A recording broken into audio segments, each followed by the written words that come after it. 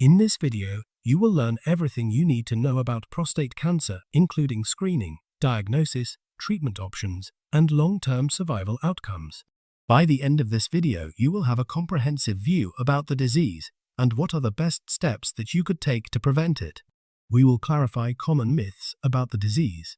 We'll advise you on how to detect it early and choose the best treatment option if you were unlucky to be diagnosed with it. Every day, millions of men scroll through their social media feeds and encounter something that could change their lives or end them. Videos promising miracle cures for prostate cancer. Supplements guaranteed to reverse the disease with no side effects. Testimonials from people claiming they beat cancer with special teas or exotic herbs. These videos accumulate millions of views. The comment sections overflow with desperate questions from frightened men and worried family members. Behind each click lies enormous profit from fear and false hope. But what if we told you that after decades of rigorous research, involving hundreds of thousands of patients across the globe, the real answers about prostate cancer prevention, detection, and treatment are both simpler and more complex than any miracle cure claims? This is the story of the second most common cancer in men worldwide, a disease that will affect 1 in 8 American men during their lifetime. A condition where the difference between life and death often comes down to information, real, evidence-based information that cuts through the noise of online misinformation. It's also the story of hope, because unlike many cancers, prostate cancer is largely preventable. When detected early, it's highly treatable.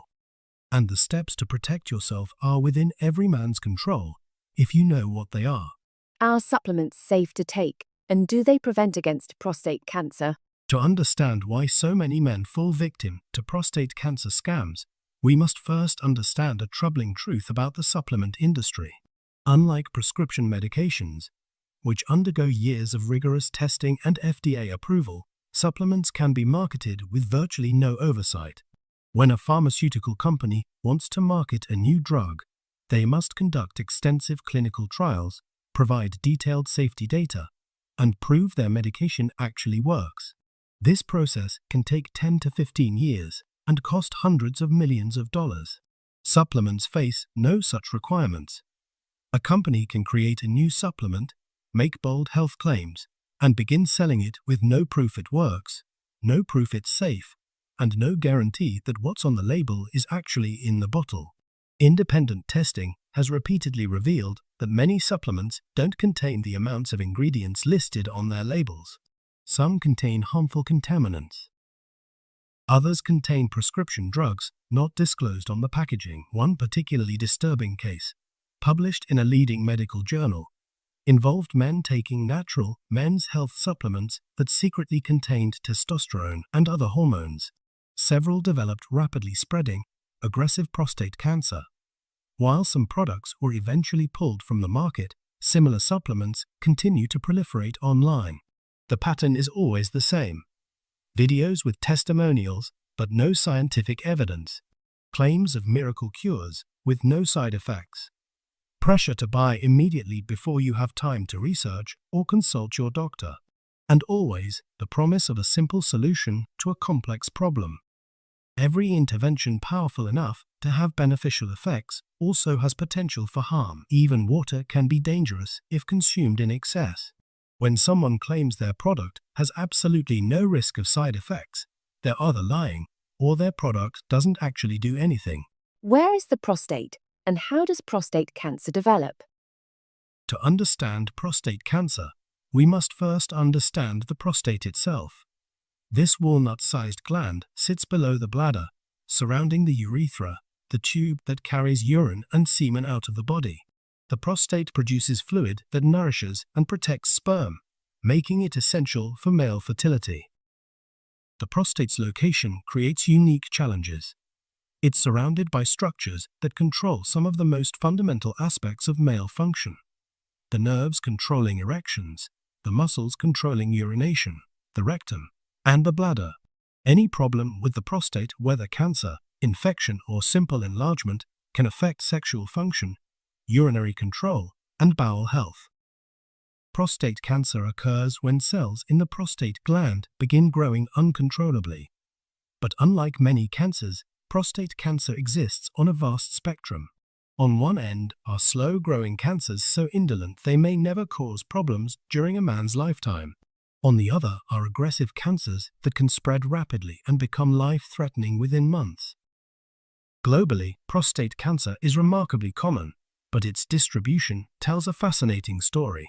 North America, Northern Europe, and Australia have some of the highest rates worldwide. Many Asian countries traditionally show much lower incidence. But when men migrate from low-risk countries to high-risk ones, their cancer rates gradually increase over generations. Japanese men who move to America don't immediately develop American cancer rates, but their sons and grandsons do. This reveals a crucial truth. Lifestyle and environment, not just genetics, drive prostate cancer risk. What's particularly concerning is that prostate cancer rates are increasing worldwide. Recent cancer statistics project more new cases this year than last, continuing an upward trend that appears linked to the global adoption of Western dietary patterns and sedentary lifestyles. Are there any preventative measures against prostate cancer? Some of the most groundbreaking prostate cancer research has emerged from Harvard University's School of Public Health, where scientists have followed more than 50,000 men for decades, meticulously tracking their diets, lifestyle habits, and health outcomes. Their findings revolutionized our understanding of prostate cancer prevention. Men consuming the most plant-based foods showed a 19% lower risk of dying from prostate cancer compared to those eating the most animal products. But the research revealed something even more important. Both reducing animal foods and increasing plant foods appeared independently protective. These findings align with classifications from the World Health Organization. Processed meats, bacon, hot dogs, soy, deli meats are classified as Group 1 carcinogens, the same category as tobacco smoking and asbestos exposure. Group 1 means there is sufficient evidence these substances cause cancer in humans. Red meats like beef, pork, and lamb are classified as Group 2A carcinogens, probably cancer-causing in humans. This places them in the same risk category as DDT and mustard gas. In contrast, plant foods contain thousands of compounds that actively fight cancer. Cooked tomatoes provide lycopene, a powerful antioxidant that's more easily absorbed when heated. Cruciferous vegetables like broccoli and kale contain glucosinolates that break down into cancer-fighting compounds.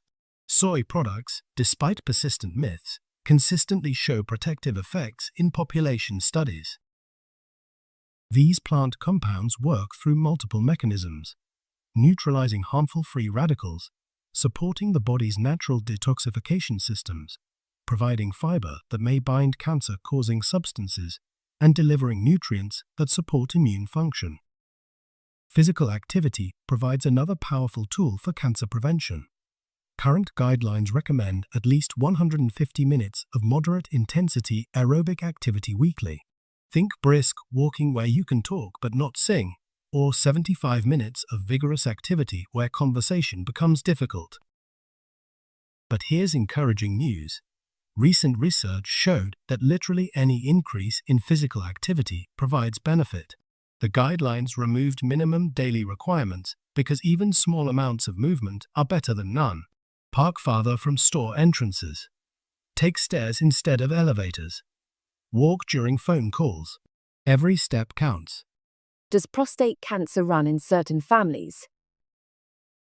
While lifestyle accounts for roughly half of prostate cancer risk, genetics determine the other half.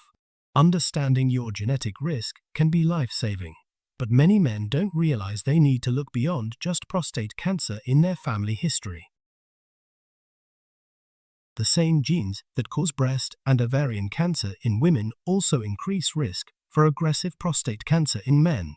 The BRCA genes, famous for their connection to breast cancer, create similar vulnerabilities in men. A man whose mother or sister carries a BRCA mutation faces not just higher prostate cancer risk, but typically more aggressive disease when it occurs. Other cancers cluster in families with hereditary cancer syndromes. Pancreatic cancer, certain colon cancers, and other malignancies can all signal genetic predispositions that affect prostate cancer risk. The age at diagnosis matters too.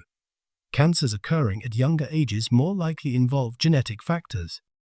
For men with concerning family histories, genetic counseling and testing can provide valuable information for screening decisions, treatment choices if cancer develops, and guidance for family members. But genetic testing isn't appropriate for everyone and requires careful consideration of psychological, social, and potential financial implications. Does ejaculating more frequently help reduce the risk of prostate cancer? One of Harvard's most attention-grabbing studies examined a rather personal aspect of men's health: ejaculation frequency. Using their decades-long database of male health professionals, researchers asked men to recall their ejaculation patterns during different periods of their lives. The results surprised many. Men reporting 21 or more ejaculations per month showed approximately 20% lower prostate cancer risk compared to those reporting 4 to 7 monthly ejaculations. This statistically significant finding sparked both scientific interest and popular fascination. The leading theory involves what researchers call the stagnation hypothesis. The prostate continuously produces fluid containing various substances. Regular ejaculation ensures this fluid is expelled and replaced, potentially preventing buildup of harmful compounds that might contribute to cancer development. The study didn't specify how ejaculation was achieved, and from a biological standpoint, the protective mechanism should theoretically work regardless of method. However, safe practices remain essential. Sexually transmitted infections might actually increase prostate cancer risk through inflammatory pathways. While this research provides interesting insights, it represents just one piece of the prevention puzzle. Sexual health is individual and personal. The number 21 was simply the study's statistical cutoff, not a magic threshold every man must reach. Most importantly, this finding shouldn't distract from prevention strategies with much stronger evidence. Does prostate cancer often cause any waterwork symptoms?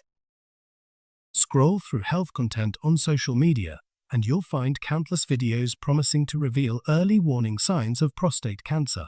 These videos accumulate millions of views from men desperately seeking reassurance or early detection guidance. The symptoms they list sound alarming: frequent urination, especially at night, difficulty starting urination or weak stream, blood in urine, erectile dysfunction, pelvic pain. But here's the uncomfortable truth these videos won't tell you.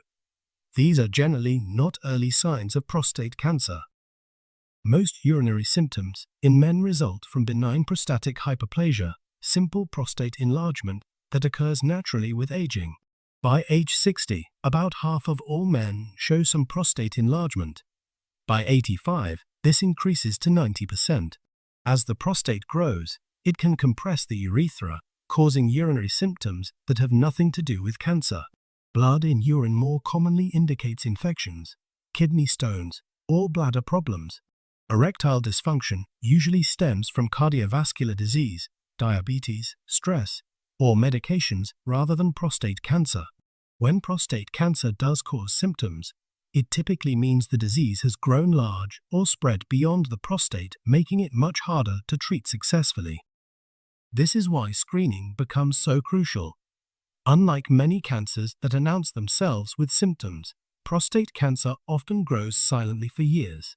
Screening allows detection when cancer is still confined to the prostate before symptoms develop, when cure rates are highest. Is prostate cancer screening recommended? And what is the evidence for it?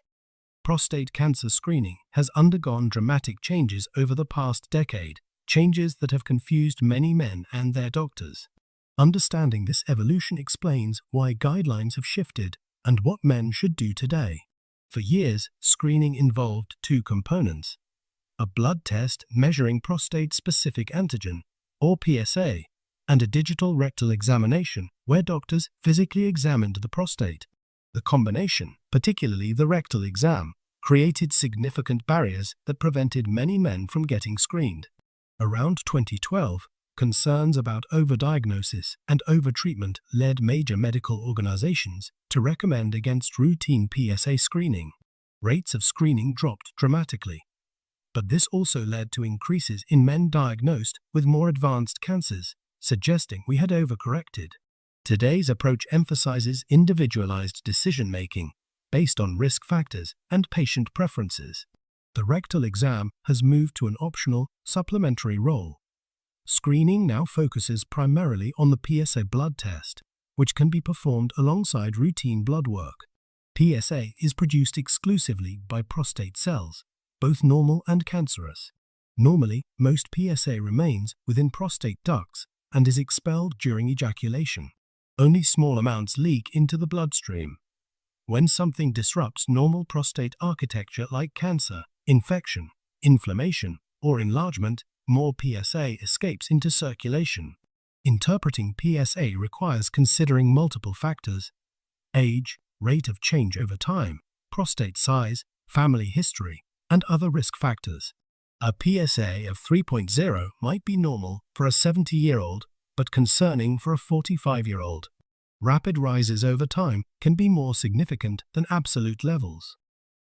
Current recommendations suggest baseline PSA testing in the 40s for most men. This early baseline helps predict lifetime cancer risk and guide future screening intervals. Men with very low PSA levels in their 40s have extremely low risk and might need less frequent screening. Those with higher levels or additional risk factors might benefit from annual screening. Black men face higher prostate cancer risk and should discuss screening beginning at age 45. Men with family histories of prostate, breast, ovarian, or pancreatic cancers should also consider earlier screening. Those with known genetic mutations might benefit from starting at age 40. What can cause a PSA to rise, and what should men do if they have a raised PSA? For thousands of men each year, a routine blood test becomes the beginning of a cancer journey. Their doctor calls with news that their PSA level is elevated. Panic sets in immediately, but understanding what elevated PSA actually means can prevent unnecessary anxiety and guide appropriate next steps. An elevated PSA functions like a car's check engine light. It indicates something needs investigation, but doesn't specify what's wrong or how serious it might be. PSA can rise due to prostate enlargement, infection, inflammation, recent procedures, or even vigorous exercise. Cancer is just one possibility among many. The first step with any elevated PSA is always patience. Guidelines recommend waiting at least 4 weeks and repeating the test. If temporary inflammation caused the elevation, PSA might return to normal. Never check PSA during active urinary tract infections or while a catheter is in place. This guarantees falsely elevated results. Unfortunately, PSA testing sometimes occurs in inappropriate circumstances. Men visit emergency rooms with urinary infections and have PSA levels checked during acute illness. These invariably show elevated results, triggering cascades of anxiety and additional testing based on meaningless numbers. What is the role of MRI in the diagnosis of prostate cancer? The most significant advance in prostate cancer diagnosis over the past decade has been the adoption of advanced magnetic resonance imaging. MRI has transformed how we detect, diagnose, and treat prostate cancer, making the process more accurate and less invasive.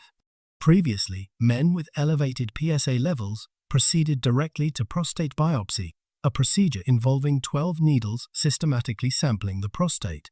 This approach was essentially random, like trying to find a small rotten spot in an apple by blindly inserting needles. If cancer was widespread, the needles would likely detect it. But small, localized cancers could easily be missed. Modern prostate MRI can visualize the gland's internal structure and identify suspicious areas that might harbor cancer. This capability allows doctors to better select which men actually need biopsies and, when biopsies are performed, to target suspicious areas specifically rather than sampling randomly. When MRI shows no suspicious lesions, the chance of missing clinically significant cancer drops to about 9%. Many men can avoid biopsy entirely and be monitored over time. When MI does reveal concerning areas, biopsies can be directed precisely to those locations, dramatically improving diagnostic accuracy. This targeted approach mirrors how other cancers are diagnosed. Breast biopsies target suspicious mammography findings. Lung biopsies focus on concerning CT scan abnormalities. Prostate cancer diagnosis has finally entered the modern era of image-guided procedures. Are all prostate cancer the same? And what are the treatment options? A prostate cancer diagnosis triggers a cascade of emotions: fear, anger, confusion, and desperation. In this vulnerable state, men and their families become targets for those promoting unproven treatments, expensive procedures, and false hopes. But prostate cancer isn't a single disease requiring uniform treatment. Cancers are classified into risk categories based on aggressiveness, extent, and likelihood of progression. This classification determines whether treatment is necessary, and, if so, what type offers the best balance of cure and side effect risk. Low-risk prostate cancers often don't require immediate treatment. Active surveillance involves careful monitoring with regular PSA tests, periodic repeat biopsies, and sometimes repeat imaging. Many men live with low-risk prostate cancer for years or decades without needing treatment, preserving quality of life while ensuring cancer doesn't become more aggressive. When treatment becomes necessary, options include surgical removal of the prostate, various forms of radiation therapy, hormone treatments, and newer approaches like focal therapies that target specific areas while preserving surrounding tissue. The best treatment decisions emerge from multidisciplinary consultations involving urologists, radiation oncologists, medical oncologists, and other specialists. Each brings different perspectives and expertise to help patients understand their options and make informed choices. How to identify prostate cancer scams, promising false hopes. Cancer diagnosis creates desperation that predatory marketers exploit ruthlessly. Men diagnosed with prostate cancer become targets for an entire ecosystem of scams, from expensive supplements to dangerous procedures performed in foreign countries. The warning signs are consistent: promises of cures with no side effects, criticism of conventional medicine, testimonials without scientific evidence, pressure to act immediately, and treatments available only through specific providers or locations. Some men travel thousands of miles for procedures unavailable in their home countries, often paying enormous sums for treatments that lack long-term safety and efficacy data. While some international treatments might eventually prove valuable, patients become human experiments without the protections of properly designed clinical trials. Legitimate research follows strict protocols with independent oversight, informed consent, and careful monitoring for both benefits and harms. Participants in properly conducted clinical trials often receive cutting-edge treatments while contributing to medical knowledge that benefits future patients. What lifestyle advice is recommended after an initial diagnosis of prostate cancer? A prostate cancer diagnosis doesn't mean life is over. In fact, many men report that their cancer experience motivated positive lifestyle changes that improved their overall health and quality of life. The same dietary patterns that help prevent prostate cancer continue providing benefits after diagnosis. Research shows men eating more plant-based diets after treatment report better erectile function,